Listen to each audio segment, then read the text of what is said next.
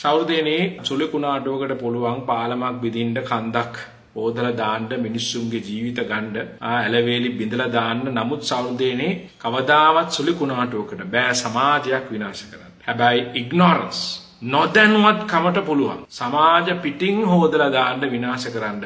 සෞර්දේනේ ඒ බලපෑම කුණාටුවක බලපෑමට වඩා බෙහෙවින් වැඩි. ඒ අතින් ගත්තාම ඇත්තටම සෞර්දේනේ විශාල කුණාටුව දිත්වා නෙමෙයි නොදැනුවත්කම.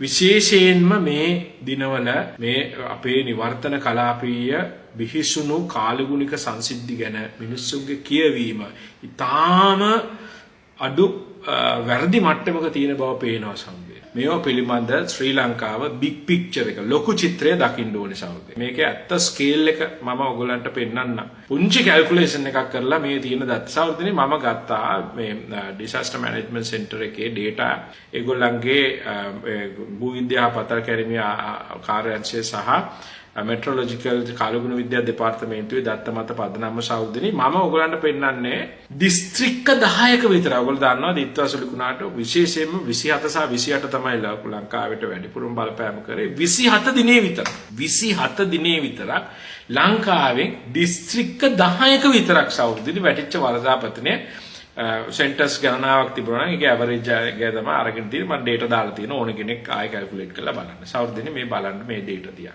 ඒකල ආසන්න වශයෙන් සෙන්ටිමීටර් 20ක මිලිමීටර් 200ක විතර වර්ෂාපතනයක් ලැබිලා තියෙනවා. සෞර්දනේ මේ තියෙන්නේ සෙන්ටිමීටර් 20. මේ තියෙන්නේ සෙන්ටිමීටර් 20.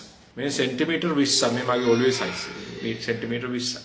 සෙන්ටිමීටර් 20ක ජල කඳක් සෞර්දනේ සෑම බිම් අඟලකටම මේ දිස්ත්‍රික් වල වැටලා තියෙනවා. සෞර්දනේ මේ ටික එකතු කරලා මම ඊට පස්සේ කැල්කියුලේට් අපි දන්නවනේ දිස්ත්‍රික් වල සම් ඒරියා එක ගත්තාම ඇවරේජ් කැල්කියුලේෂන් මේකේ ගොඩ ඇසම්ප්ෂන්ස් තියෙනවා බට් ජෙනරලි බලන්න ගත්තාම සෞර්දනේ මට ආවා ටෝටල් මේ 27 දිනේ විතර 27 උදේ 7:00 ඉඳලා 28 උදේ 8:00 වෙනකන් සෞර්දනේ වැටිච්ච ජල කඳේ ජල ප්‍රමාණය ඇවිල්ලා මේ තියෙන විදිහට ඝන මීටර් බිලියන 5.23 ඒක එහෙම කිව්වම තේරෙන්නේ නැහැ නේ සෞර්දනේ. ඔයගොල්ලෝ දන්නවද ලංකාවේ තියෙන සමස්ත ජලාශවල රඳවා ගන්න පුළුවන් සමස්ත ජල ධාරිතාව කොච්චරද කියලා? ඝන මීටර් බිලියන 6යි. 27 දවසේ විතරක් සෞර්දනේ දිත්වාසුලි කුණාටුව අරගෙන ඇවිල්ලා තියෙන ජල ප්‍රමාණය දිස්ත්‍රික්ක 10ක විතරක් සෞර්දනේ 5.2යි. ඔය මම කිව්වේ වර්ෂාපතන data. මේක එනර්ජි එක දැන් ඔය කඩාගෙන යන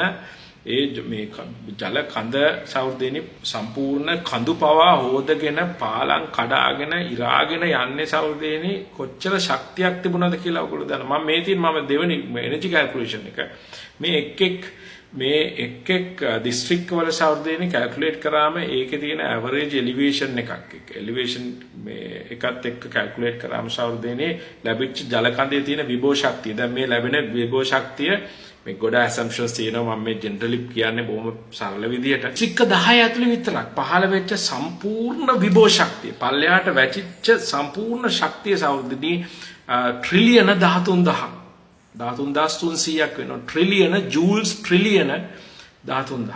තවද එහෙම කිව්වම තේරෙන්නේ නැහැ නේ කාටවත්. හිරෝෂිමා ඇටම් බෝම්බ එක නැස්ටික බෝම්බ එක ගැන අහලා තියෙනවා නේ සෞර්දනේ. ඒකේ සම්පූර්ණ ශක්තිය කියනවා මේ ජූල්ස් බිලියන 63000. ඒ කියන්නේ හිරෝෂිමා බෝම්බ වශයෙන් ගත්තත් සෞර්දනේ මේ හිරෝෂිමා බෝම්බ 200ක විතර සමස්ත ශක්ති ප්‍රමාණයක් අපේ මේ පුංචි අයිලන්ඩ් එක මත ඒ අයිලන්ඩ් එකේ දිස්ත්‍රික්ක 10ක් මත එක දවසකට විතරක් ලැබිලා තියෙනවා. ඉතින් සෞර්දනේ ඒක තමයි ස්කේල් එක. මේකේ මගේ මේ ආයතනය එකම එක දෙයක් මේ කොටස ඇතුළත ශ්‍රී ලංකාවේ සිවියර් ක්ලයිමැටික් ඉවෙන්ට්ස් ගැන අපේ තියෙන චිත්‍රය තේරුම් ගැනීම පුළුල් වෙන්න අවශ්‍යයි.